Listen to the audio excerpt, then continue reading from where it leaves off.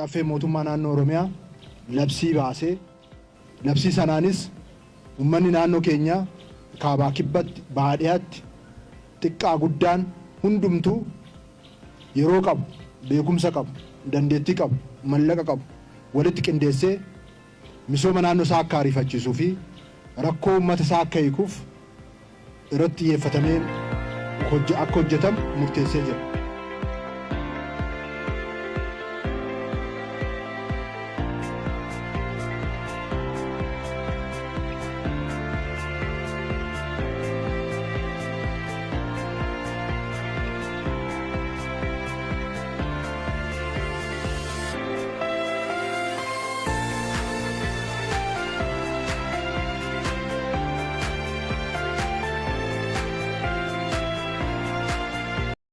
Hojiin tola ooltummaa jechuun waan suuraadhaan osoo hin taane waan Rabbi jaallatu inni guddaan isaa jechuudha.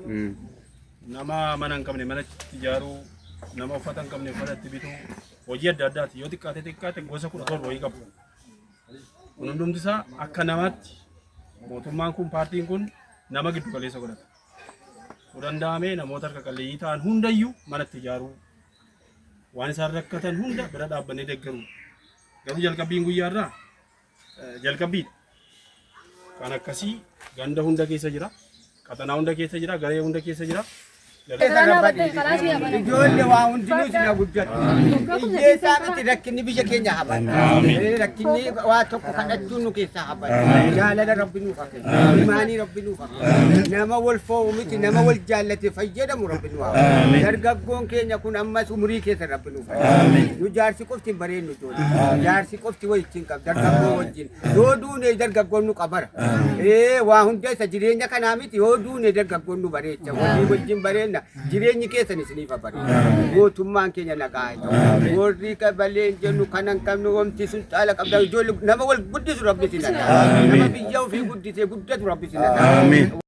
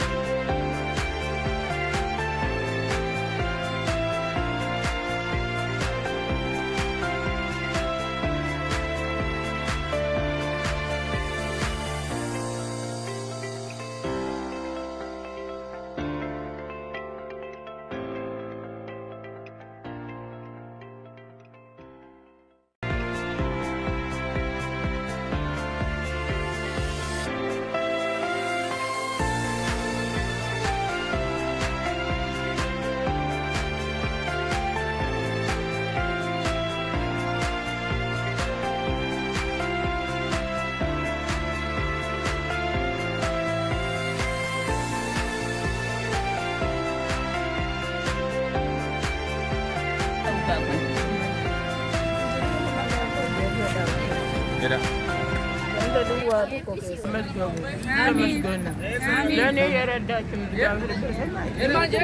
Amin.